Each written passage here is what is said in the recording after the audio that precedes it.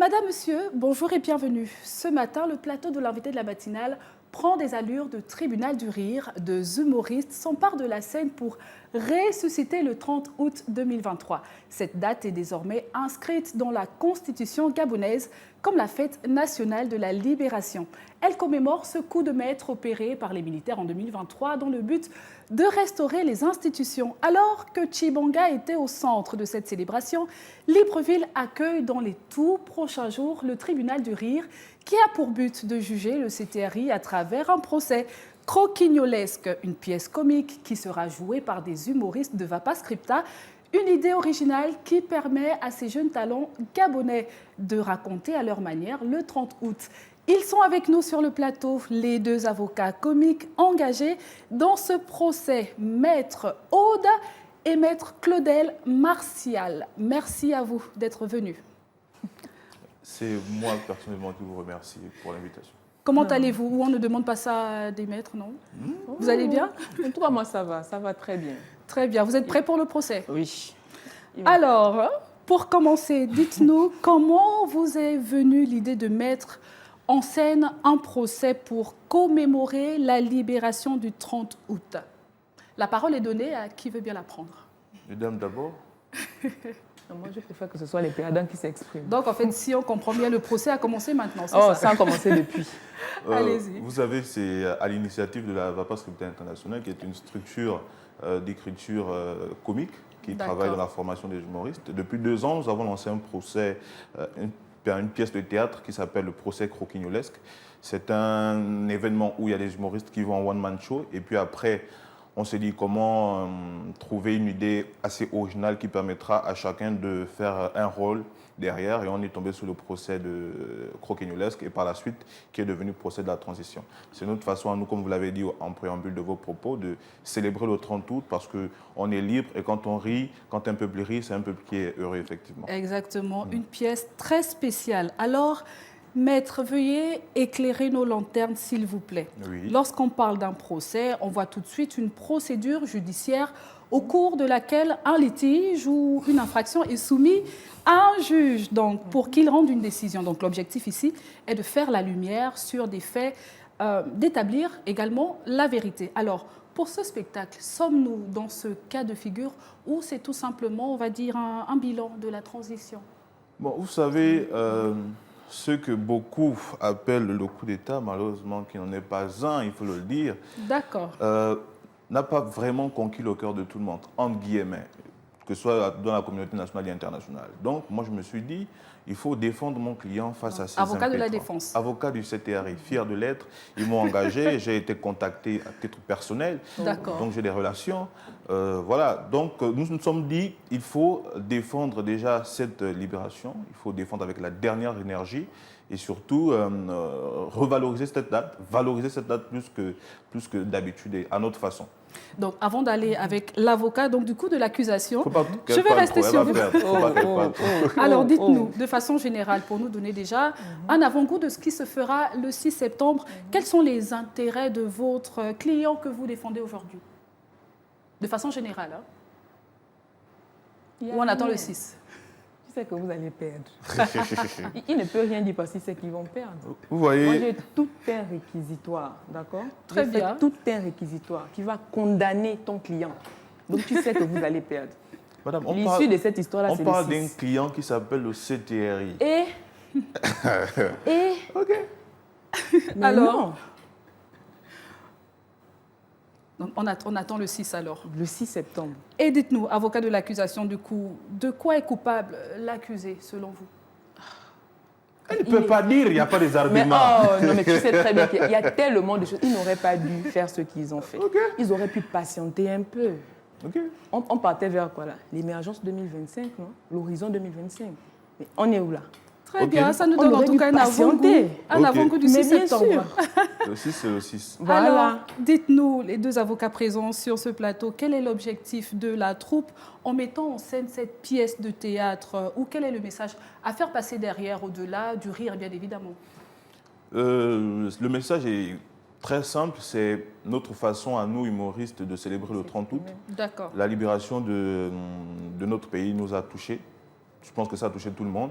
Donc, c'est notre façon à nous de montrer déjà notre travail, de montrer aussi que nous sommes présents, que nous fêtons aussi cette libération à notre manière. À votre manière. Ah oui, effectivement.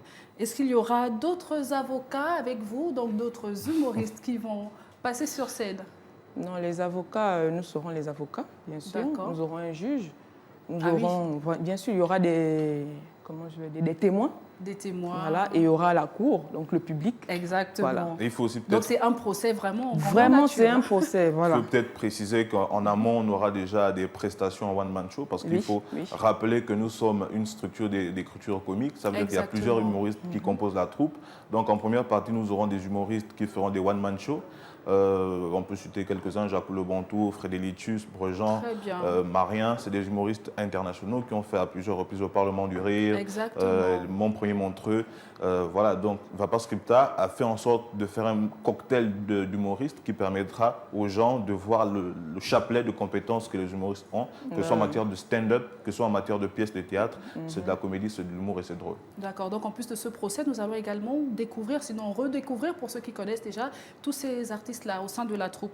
Et justement, parlons de la troupe Vapa Scripta. Donc vous avez pris part à des événements humoristiques à travers le continent, finaliste du concours panafricain Mon Premier Montreux Afrique. Donc on peut dire que vous êtes davantage présent à l'extérieur du Gabon. Donc comment la troupe a-t-elle préparé ces humoristes? Bon, c'est un travail de longue haleine. Comme je le dis, c'est depuis 2 ans qu'on prépare ce procès, qu'on l'écrit. Donc, c'est un procès dont on avait déjà les bases, on avait déjà les axes. Donc, il nous fallait quelques sous-axes. Il nous fallait retravailler éventuellement sur de nouvelles vannes et de nouvelles constructions parce qu'on a vu que les choses ont évolué. On a vu que le président de la République, chef de l'État, son Excellence, M. Brice Clotaire Nguema, a mis a montré l'évolution du pays, c'est en train de se développer. Donc tout ça, on a intégré ça dans le spectacle. On a on a intégré C'est une sorte de bilan aussi. Oui, c'est une sorte de bilan. Ça fait quand même plusieurs années on va dire pas plusieurs années, mais ça fait quand même un bon moment de temps qu'ils sont là. Donc c'est vraiment un bilan de la transition, un bilan de ce qui a été fait, un bilan de ce qui va être fait. On va aborder toute cette thématique-là. Tout ce que le président a prévu de faire, ça va être abordé, ça va être dit, mais de façon subtile et très drôle.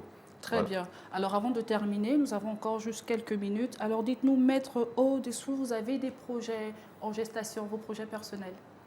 Bon, c'est toujours de travailler avec la team, d'accord, de faire évoluer Vapa Scripta.